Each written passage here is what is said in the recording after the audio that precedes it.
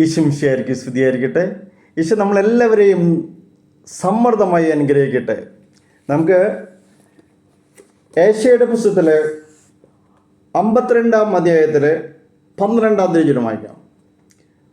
വചനത്തിൽ ഇങ്ങനെ എഴുതപ്പെട്ടിരിക്കുന്നു: നിങ്ങൾ തിടുക്കം കൂട്ടേണ്ട, വേഗം ഓടുകയും വേണ്ട.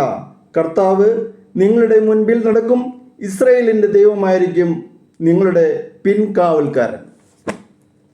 Price the lord. റെയിൽവേ ക്രോസിങ്ങുകളൊക്കെ ഉള്ള റോഡുകൾ പതിവായി യാത്ര ചെയ്ത് നമുക്കെല്ലാവർക്കും അറിയാൻ സാധിക്കും.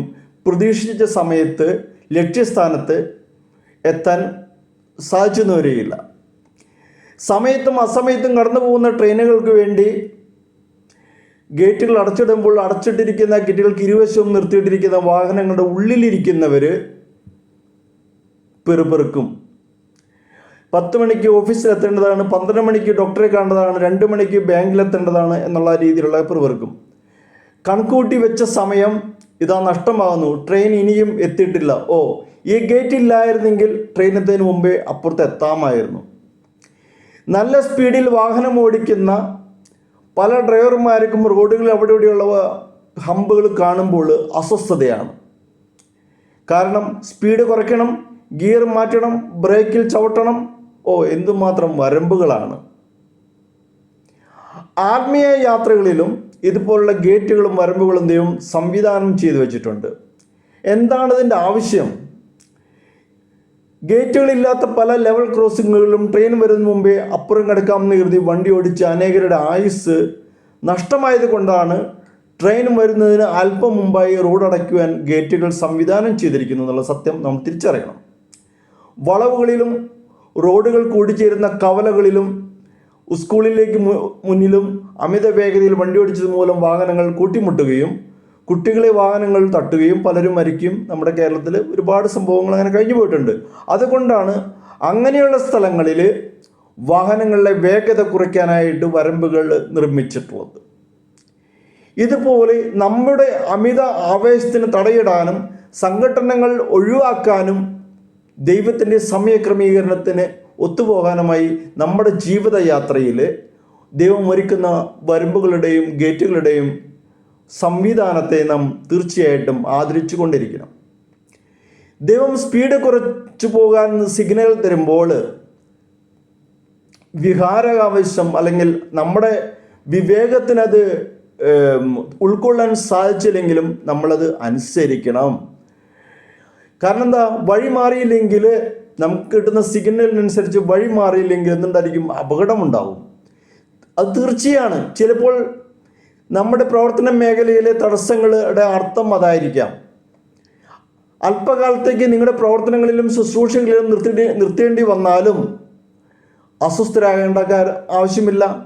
ഉണ്ടാകാനിടയുള്ള വിപത്തുകളുടെ സാഹചര്യം നീങ്ങുമ്പോൾ ദൈവം വീണ്ടും ഗേറ്റ് തുറന്നു തരും.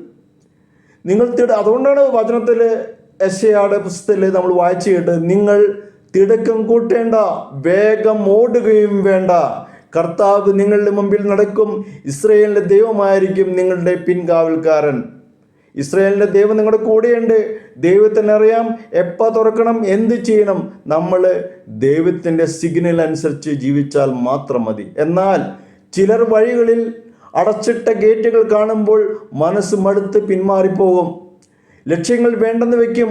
5 മിനിറ്റ് കഴിഞ്ഞ് ഗേറ്റ് തുറന്നാലും അവരത് ശ്രദ്ധിക്കില്ല. വീണ്ടും യാത്ര തുടരാൻ ശ്രമിക്കുകയുമില്ല. വിനാശത്തിൻ്റെ കാറ്റ് കടന്നു പോകുമ്പോഴും ഞാൻ യഹോവയുടെ ചിറയിൻ കീഴിൽ അഭയം തേടും എന്ന സങ്കീർത്തൻ്റെ വചനം നമുക്ക് ഓർക്കണം. എപ്പോഴും വിനാശത്തിൻ്റെ കാറ്റ് കടന്നു പോയാൽ നാം വീണ്ടും പുറത്തിറങ്ങി ജീവിതം തുടരണം. കർത്താവ് പറയുമ്പോൾ നമ്മൾ പോകണം, പറയുമ്പോൾ നിർത്തണം. അതാണ് വചനത്തിലൂടെ നമ്മൾ പഠിച്ചുകൊണ്ടിരിക്കേണ്ടത്. പക്ഷേ ഇവിടെ ശ്രദ്ധിക്കേണ്ട ഒരു പ്രധാന കാര്യമുണ്ട്. ദൈവം നിർമ്മിക്കാത്ത ഗേറ്റുകളും വരമ്പുകളും നമ്മുടെ ജീവിതയാത്രയിൽ ചിലപ്പോൾ കണ്ടെത്തിയെന്ന് വരാം. അത് നാം തിരിച്ചറിയണം. അതിനുള്ള ആത്മീയമായ ഒരു ശക്തി, ആത്മീയമായ തിരിച്ചറിവ് നമുക്ക് ഉണ്ടാവേണ്ടിയിരിക്കുന്നു. അത് ദൈവമായിട്ടുള്ള അഭേദ്യം ബന്ധമുണ്ടെങ്കിൽ മാത്രമേ ആ തിരിച്ചറിവ് നമുക്ക് ലഭിക്കുകയുള്ളൂ. അതിന് അതിനെന്തുകൊണ്ടാവണം? ദൈവിക ജ്ഞാനം തരാൻ എന്നും പ്രാർത്ഥിക്കുകയും ചെയ്യണം. സാത്താൻ ഉണർത്തുന്ന അത്തരം വരമ്പുകളൊന്നും ഗേറ്റുകളുടെ മുന്നിൽ നാം ബ്രേക്ക് ചവിട്ടേണ്ട കാര്യമില്ല. വിശ്വാസത്തിൻ്റെ ചെറുകളിൽ അതിന് മുകളിലൂടെ നമുക്ക് യാത്ര ചെയ്യാൻ സാധിക്കണം. അത് സാത്താൻ്റെ വരുമ്പോഴാണോ ദൈവത്തിൻ്റെ വരുമ്പോഴാണോ തിരിച്ചറിയാനുള്ള ജ്ഞാനം ദൈവത്തിൽ നമുക്ക് ലഭിക്കണം. സങ്കീർത്തനത്തിൽ 37, 23, 24 തിരിച്ചതിൽ അതുകൊണ്ടാണ് പറഞ്ഞുള്ളത്, മനുഷ്യൻ്റെ പാദങ്ങളെ നയിക്കുന്നത് കർത്താവാണ്. തനിക്ക് പ്രീതികരമായി ചരിക്കുന്നവനെ അവിടുന്ന് സുസ്ഥിരനാക്കും. അവൻ വീണേക്കാം, എന്നാൽ അത് മാരകമായിരിക്കില്ല. കർത്താവ് അവൻ്റെ കയ്യിൽ പിടിച്ചിട്ടുണ്ട്. മനുഷ്യൻ്റെ പാദങ്ങളെ നയിക്കുന്നത് കർത്താവാണ്. തനിക്ക് പ്രീതികരമായി ചരിക്കുന്നവനെ അവിടുന്ന് സുസ്ഥിരമാക്കും. അവൻ വീണേക്കാം, എന്നാൽ അത് മാരകമായിരിക്കില്ല. കർത്താവ് അവൻ്റെ കയ്യിൽ പിടിച്ചിട്ടുണ്ട്. സങ്കീർത്തനം 37 23 പ്രിയമുള്ളവരെ, ജീവിതയാത്രയിൽ തടസ്സങ്ങൾ വരുമ്പോൾ നമ്മൾ ഒരിക്കലും അസ്വസ്ഥരാവേണ്ട. ആ തടസ്സങ്ങൾ ദൈവത്തിൻ്റെ തടസ്സങ്ങളാണെങ്കിൽ അത് നന്മയിലേക്കാണ് നമ്മളെ നയിക്കുക. പക്ഷെ മറിച്ച് സാത്താന തടസ്സങ്ങളായിരുന്നെങ്കിൽ അതിന് മുകളിൽ കൂടെ പോകാനുള്ള ആർജവം നമുക്കുണ്ടാവണം. പക്ഷെ ഇത് രണ്ടും തിരിച്ചറിയാനുള്ള കൃപ ദൈവത്തിൽ തന്നെ നമുക്ക് ലഭിക്കണം. അതിന് ദൈവമായുള്ളൊരു അഭേദ്യ ബന്ധം നമ്മൾക്ക് എന്നാൽ നാം ഒരു പിതാവും മകനുമായിട്ട് ഒരു റിലേഷൻ ഉണ്ടെങ്കിൽ മാത്രമേ പിതാവിൻ്റെ ഇച്ഛയെക്കുറിച്ച് അല്ലെങ്കിൽ പിതാവ് ചിന്തിക്കുന്നത് എന്താണെന്ന് പുത്രന് മനസ്സിലാക്കാൻ സാധിക്കുകയുള്ളൂ. ആ ബന്ധമാണ് ദൈവമായുള്ളൊരു ബന്ധം നമ്മൾ ഉണ്ടാക്കിയിരിക്കണം. അതുണ്ടെങ്കിൽ മാത്രമേ അതിനുണ്ടാക്കേണ്ട ഏറ്റവും പ്രധാനം, എപ്പോഴും ഞാൻ പറയുന്ന പോലെ, വചനവുമായിട്ട് നമുക്കൊരു അഭേദ്യമായ ബന്ധം വേണം. ഈ വചനങ്ങൾ കൂടി മാത്രമേ നമുക്ക് ദൈവത്തിൻ്റെ അല്ലെങ്കിൽ ദൈവം പറയുന്നത് മനസ്സിലാക്കുകയുള്ളൂ. പിന്നെ പരിശുദ്ധാത്മാവിൻ്റെ കൃപ നമുക്ക് ലഭിച്ചാൽ മാത്രമേ നമുക്ക് സാധിക്കുകയുള്ളൂ. അപ്പോൾ അതുകൊണ്ട് നമുക്ക് നമ്മൾ തന്നെ വിട്ടുകൊടുക്കാം, കർത്താവിനോട് പ്രാർത്ഥിക്കാം. ദൈവമേ, എൻ്റെ ജീവിതയാത്രകളിൽ, ഞങ്ങളുടെ ഓരോരുത്തരുടെയും ജീവിതയാത്രകളിൽ അവിടുന്ന് ഉയർത്തുന്ന റെയിൽവേ ഗേറ്റുകളും വരമ്പുകളും ഞങ്ങളുടെ നന്മയ്ക്കാണെന്ന് ഞങ്ങൾക്ക് ബോധ്യപ്പെടുത്തി തരണമേ.